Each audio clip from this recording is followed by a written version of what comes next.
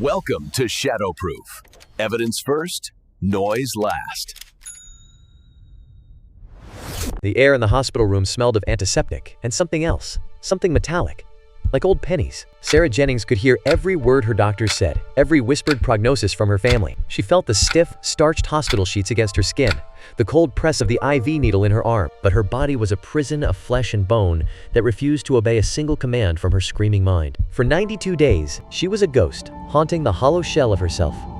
Consciousness became a torture chamber, where the only sounds were the hum of machinery and the slow drip of her own despair. Buried alive, not in dirt, but in a diagnosis. This is the true story of locked-in syndrome, and the nightmare that began the moment Sarah opened her eyes. Her doctors had signed her death certificate. Her family had begun their final farewells, but Sarah was fighting a war no one could perceive, waging it with the only two weapons she had left, her eyes. Inside that silent shell, consciousness screamed against the dark. The ventilator's rhythmic whoosh was the only sound in the sterile room. This is the story of how a woman survived total neurological shutdown by learning to breathe through her eyes. But to understand that impossible survival, we must first see her life before the collapse. Sarah, in her 30s, vibrant and laughing, hikes with her husband Mike. The scent of pine and earth thickened the warm air. Home videos show Sarah and Mike Jennings decorating their nursery, a picture of the American dream. Young, deeply in love, they were eagerly awaiting their first child. Sarah, a pediatric nurse from Austin, spent her days tending to the most fragile lives. Mike, her software engineer husband, was the steady, logical foundation of their world. Their life was a checklist of joy until the checklist ended. A gray, rainy day. The air grew heavy with the scent of ozone and damp earth. A low, resonant hum vibrated through the floorboards, out of sync with the storm. It was the sound of something beginning. The ER signs blurred as the footage dissolved into shaky, frantic chaos. It was a Tuesday when a sudden, skull-splitting headache tore through her during her hospital shift. The sharp scent of antiseptic was replaced by the metallic tang of blood as she collapsed. Her colleagues found her body convulsing violently on the cold, sterile floor. A ruptured aneurysm, a microscopic bubble in a cerebral artery burst, flooding the delicate machinery of her consciousness. The wail of sirens dissolved into the sterile, mechanical hum of the ICU. Emergency surgery preserved her body, but her mind was beyond salvage. The swelling was catastrophic, an irreversible tide within her skull. Sarah slipped into a deep coma, a ghost in the bed, her body sustained only by machines. For weeks, she remained there, the sterile air thick with the hum of life support and the faint scent of antiseptic. Then, the swelling in her brain finally receded, a subtle change noted only by the steady, green lines on the monitors. The doctors ran their tests in the heavy quiet, their instruments whispering against her skin as they searched for a spark. The neurologist's voice was a clinical hammer blow in the sterile hallway, his expression carved from granite. The scans revealed catastrophic damage to her brainstem and cerebral cortex, he stated, each word landing with the weight of a tombstone. The final diagnosis hung in the antiseptic air, a persistent vegetative state. She cannot hear you, she cannot feel you. The words were a cold, absolute verdict, severing the last thread of hope. Mike refused to accept the emptiness. He would speak to her, play her favorite Fleetwood Mac tracks, and hold her cold, unresponsive hand, but Sarah offered nothing in return. Only the sterile, rhythmic hiss and mechanical sigh of the ventilator. Her chest rose and fell with a lifeless, automated precision that filled the room with a quiet dread. A month in that sterile room, and the walls began to feel like a cage. Mike, hollow-eyed and gaunt, kept his vigil as the scent of antiseptic grew heavy with dread. Then the pressure arrived, not from the shadows, but from the institutions. The hospital board and the insurance company started their silent, bureaucratic siege. The word futile was used. The word resource. The unspoken question hung in the antiseptic air. When do you let go? But strange things started happening. Small, inexplicable things.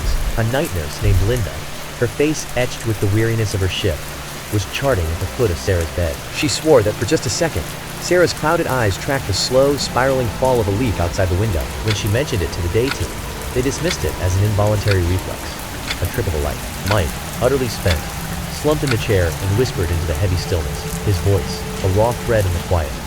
Sarah, if you can hear me, blink once. A long, hollow pause stretched out, filled only by the faint scent of antiseptic and sterile dread. Nothing. Mike buried his face in his hands, the weight of exhaustion pressing down. Then, a single, deliberate blink. His head snapped up, eyes wide with sudden, sharp awareness. Had his mind conjured that movement? The air in the room grew dense and still, carrying the faint, metallic scent of old pipes. His voice was a low rasp as he forced the question into the heavy quiet.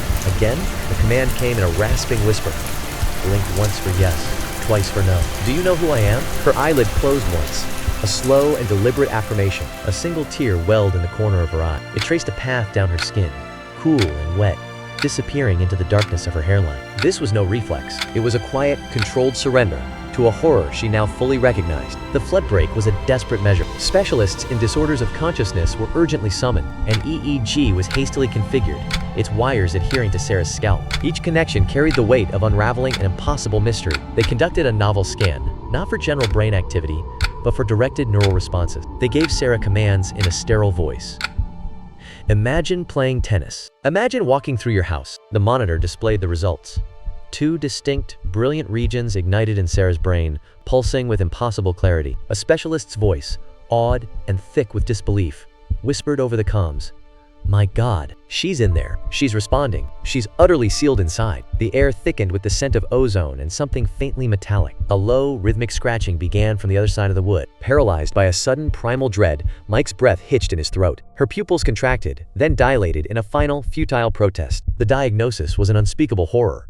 Total locked-in syndrome. Every voluntary muscle was imprisoned, rendering her a silent, motionless shell. Yet her consciousness remained, fully aware and utterly trapped within. The ventilator's mechanical rhythm filled the sterile room, but her eyes held a different breath entirely. They became her only lifeline, a silent window to a consciousness trapped within. A desperate communication board was devised, its plastic surface cold to the touch. Each letter she selected with her gaze carried the weight of a soul screaming from the silence. Mike would slowly recite the alphabet, the only sound the rasp of his own breath. A single blink for yes, 2 for no, a torturous 10-minute ritual to spell a 3-word sentence. The air grew heavy with the scent of old paper and dust as the first word took form. The single letter, I, hung in the quiet, and Mike's world fractured with a silent, seismic jolt. Then came the real confession. The story she spelled out, letter by agonizing letter.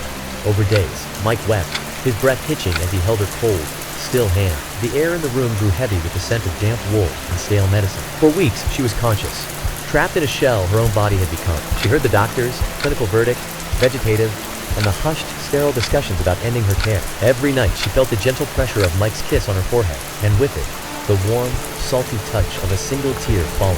Her scream was a silent tsunami, trapped within the prison of her skull, every fiber of her being straining against the void. Her only tethered to reality, her only means of drawing a breath of meaning, was the window of her sight. A thought voice, clear and desperate, cut through the oppressive quiet. Sarah's V.O. The leaf was yellow. I followed its descent, mesmerized by an unnatural beauty I'd never encountered. It obeyed my whispered command, the only entity in that place that responded to my will. The air grew thick with the scent of damp earth and something metallic, like old copper. Every other sound had vanished, leaving only the faint scrape of its movement against the stone. A sophisticated eye-tracking computer now allows her to communicate with a synthetic voice. She types, and the machine speaks. Computer voice. The nightmare is not the paralysis. It is the assumption of absence. Mike helps adjust a blanket over her legs, their baby girl playing quietly on a mat nearby. Narrator. Sarah will never move again. She is fed through a tube, a cold plastic lifeline. She breathes with the machine, its rhythmic hiss, the only sound in the sterile quiet.